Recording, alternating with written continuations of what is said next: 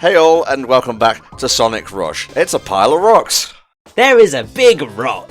What's this? It's a big rock. Theme of antics. Basically, like every game's got to have a theme of antics for when antics occur. I don't know. I'm off-screen help. Who could that be off-screen just now? It sounded like an idiot who always takes things at face value. You can call me Flame, you know. I'm not talking about you, I'm talking about the other idiot who takes things at face value. It's Knuckles! That wasn't a pile of rocks, that was just his brain. I see. Yeah, and also he looks pretty stoned, actually. There's something weird about the positioning of those eyes in this particular character model. I suppose because he's not playable, and this is, I'm assuming, effectively the only way that we actually see him properly, they probably didn't put that much effort into the model. He looks the wrong shade of red. Yeah, I was going to say his head seems a bit big for his body as well. Yeah, and like his arms are very spindly. Like, Knuckles has changed colour a few times, like, even within 3&K itself, so I know it's kind of hard to have a point of reference there, but he looks like a lot more of a richer red than he usually is. Bathed in the blood of his enemies. Oh god. They're just going around killing everyone who says Knuckles Chaotix is mid.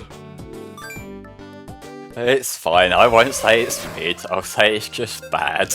Fair enough, mate, fair enough. Oh, it's a huge crisis! Not a little crisis. Not a medium crisis, but a huge crisis. It's funny that it's called that, given it's not that hard of a level outside of the Crushers. Not really, no. I mean, also, I suppose the question is it a huge level?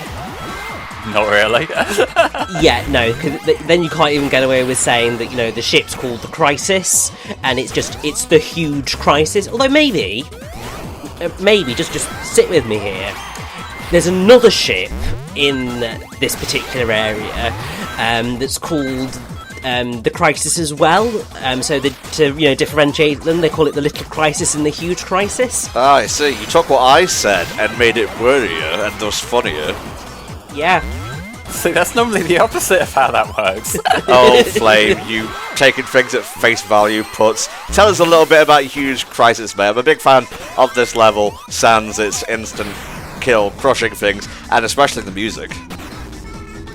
Music is one of the weaker songs, I will say, but like it is the Crushers that stick out as the problem here, and I don't necessarily think it's advanced 3-tier level of misplaced Crushers, because a lot of the time, at least, you know, you just smack into it before you land underneath it, but they're still not the most engaging kind of level design, I can say that much. Sonic, this is like private US military property, mate. It's not stuff made for your amusement. He's like, hey, gotta go fast.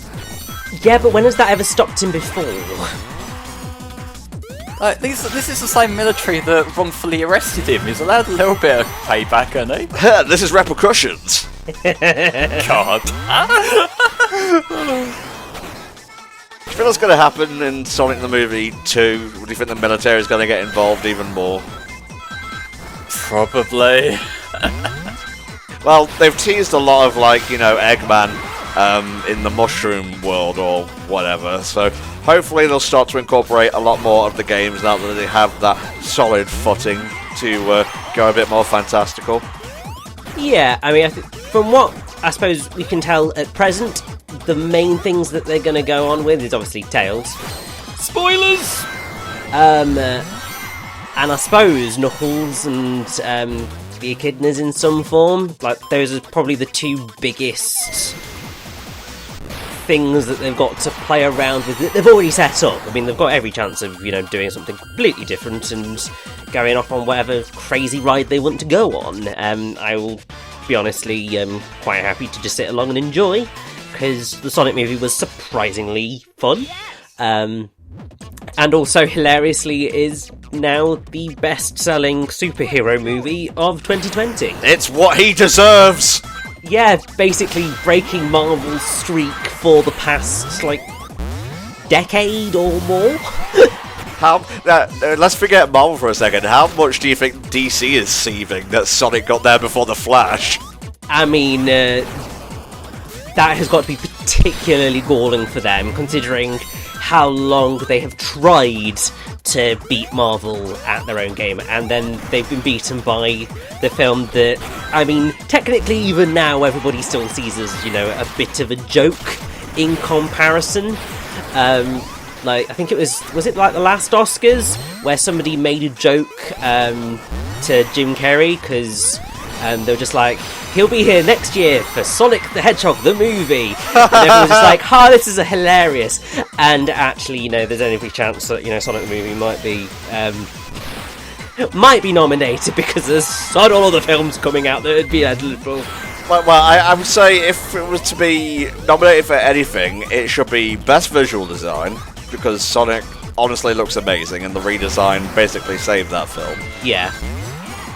Best Supporting, maybe, for Jim Carrey, or would that be Best Villain? I don't know the exact categories and whatnot. It would be Best Supporting Actor. Although, whether he would or not, I don't know.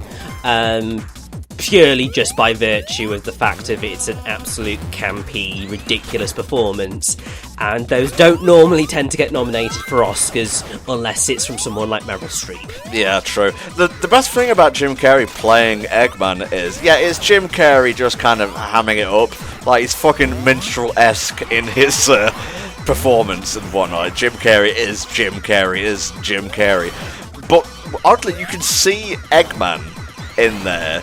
So when he basically becomes Eggman at the end, I wasn't surprised in the slightest, because he already had a very tenuous grip on his sanity to begin with. See, it's like a natural evolution, I would say, of like the more quirky Eggman we've seen in some of the more recent games. Like, if you think of what they did with Eggman, like say colours and whatnot, this is like the slightly more grounded adaptation of that, so it does work really well in the film. Who knows? Maybe we'll do a commentary on the Sonic film. Maybe I'll put up a little poll on Patreon to see what people want for Christmas and whatnot.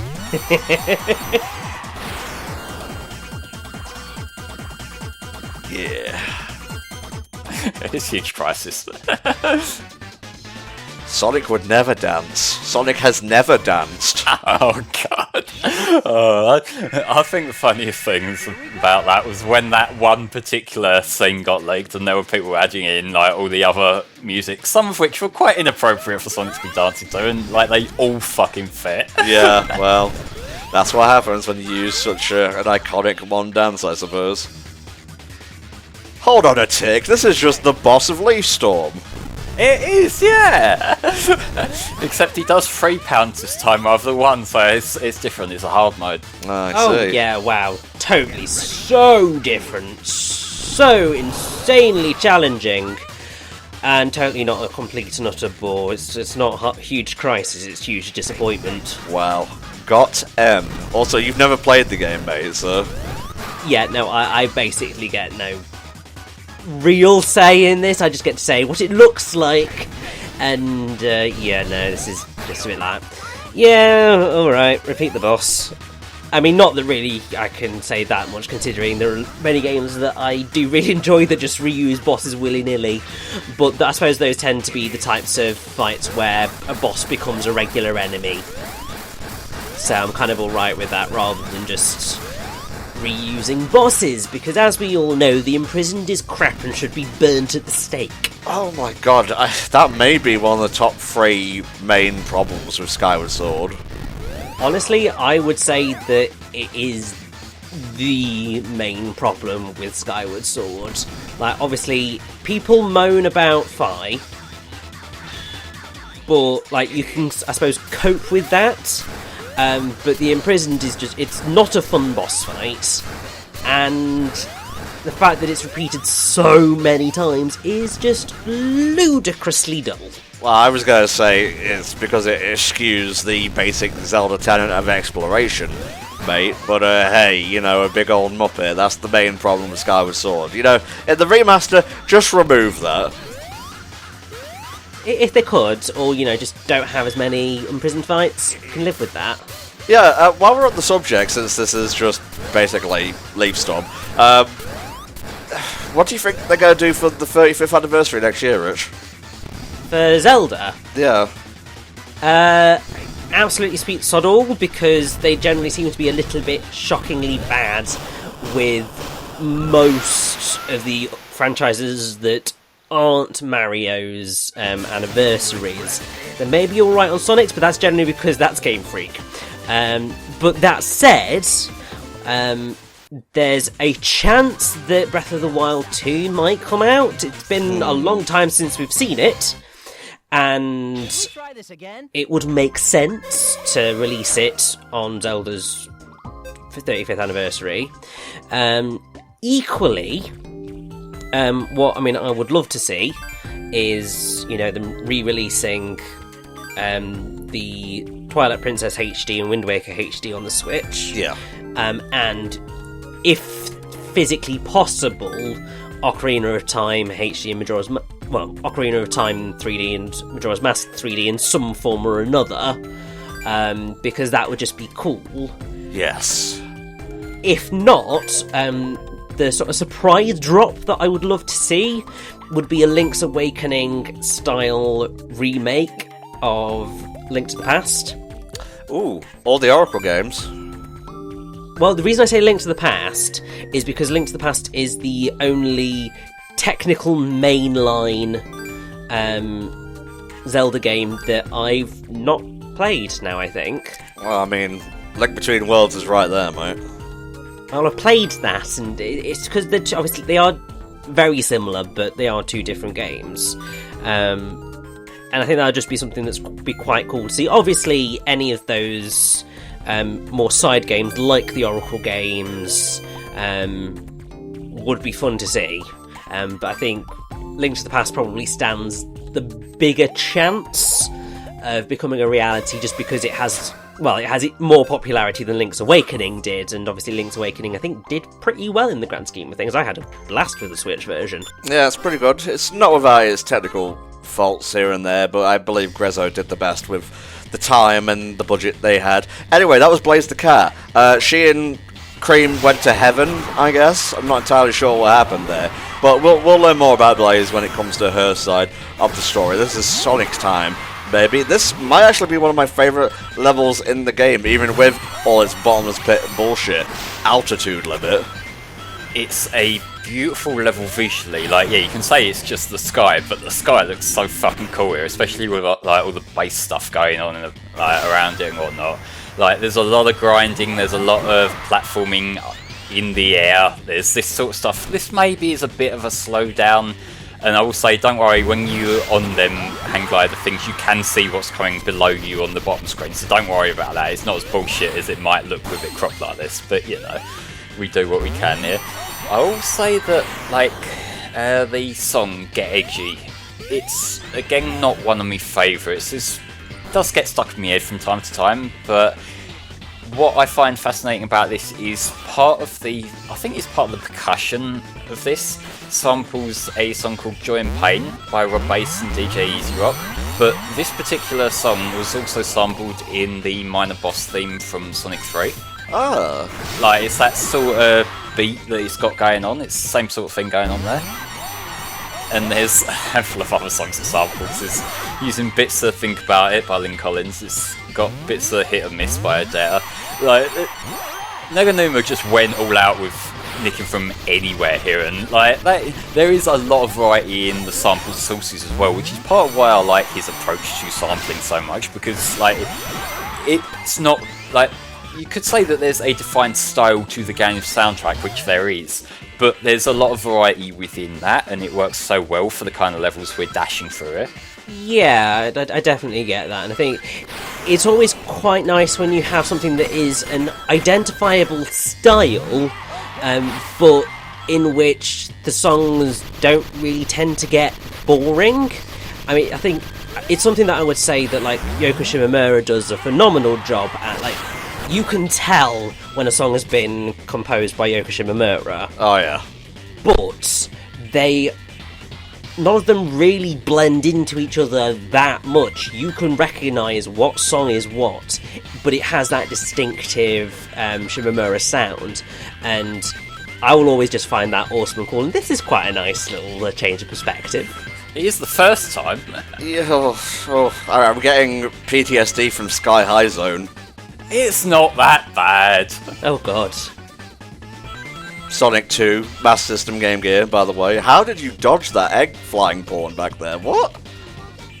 Like, the hitbox is literally just Sonic, from what I can tell, so if the glider hits it, it don't matter. Ah, it doesn't matter. As you can tell, I clearly got that first take. No one needs to know otherwise. I'm watching you, Flame, making LP crimes over here. I'm just saying, there's a reason I emulated this. You monster! Breaking the law with this emulation thingy! Oh god, am I gonna get a call-out post? Oh yeah, I'm cancelling you as we speak, mate. Yeah, no, I can't really say anything at all, because I've totally done the same thing. Just, not with this type of game. All of my emulation was on, slow, text-based games where I didn't have to worry about moving in time with things. I could just click buttons and it was fine. I think that's how I recorded Rush back in the day, and I used the same screen method that Flame did for the playthrough here. And yeah, the slowdown makes it a lot easier in some cases, especially in the special stages. Oh, I didn't use slowdown, I'm more of a safe state kind of guy. Oh, I wasn't talking about, like, manually enabling it or anything. That was just my PC at the time. Oh, okay. Yeah, because I will say the thing with DS emulation, and the reason why for the most part when I record DS stuff, is that the re-recording tools on newer versions of Desmume are kind of bulky. They have a habit of desyncing. But the older version where the re-recording tools do work, which is the one that task people tend to use, sometimes the models and that in more complex games don't emulate that well. So, this is pretty much the only time I really use it for Sonic-y stuff, because that's when it actually works. Otherwise, and the other thing is, we got better picture quality here than we would get from, recording it from the 3DS as well, which is a nice benefit. Yeah. It did also mean that I had to do the special stages with a mouse. That was fun. Oof. Yeah, that's the other reason why I didn't really select to play most of the sort of the more action-oriented games when I was, recording playthroughs and was doing stuff for the DS. It was because it was don't really want to do that. Also because, I was using a trackpad rather than a mouse on my laptop. Jesus Christ. That wasn't gonna happen. It's kind of funny how they give you invincibility so often when Boost essentially makes you invincible to a lot of things in general. Yeah.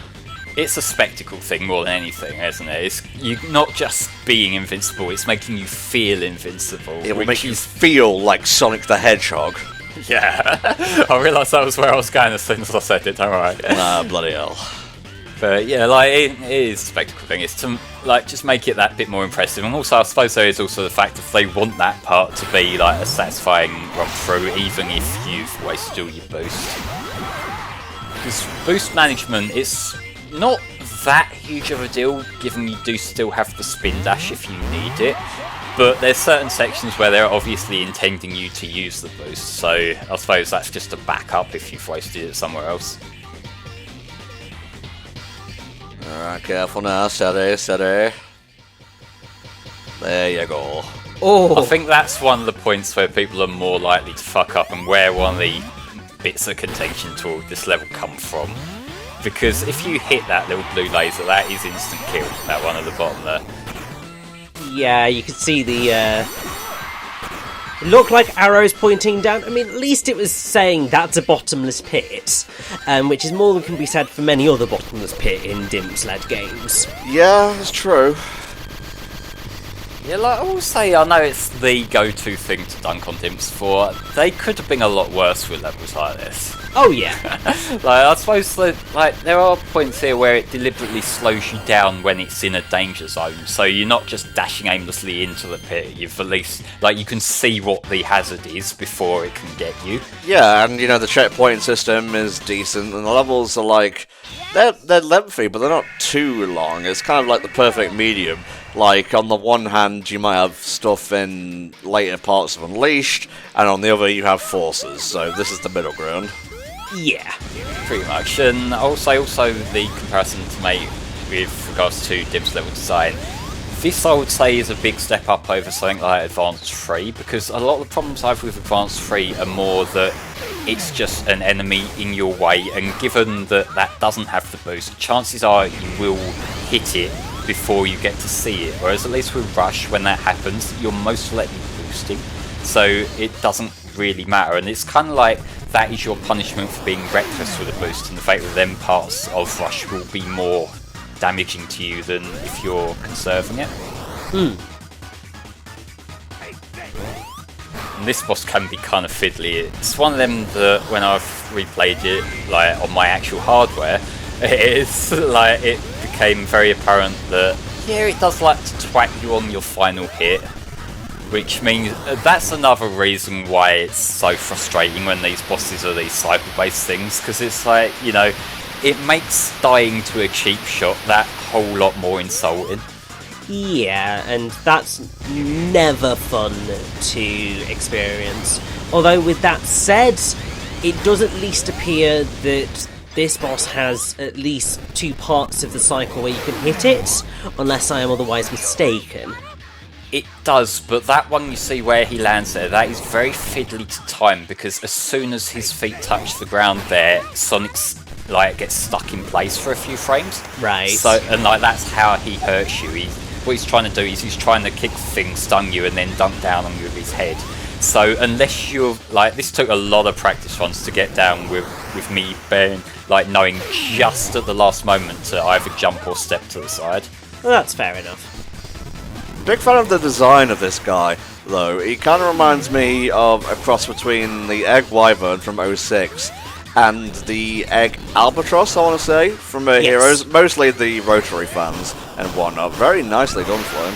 That final hit felt so good to get down, I can say that much.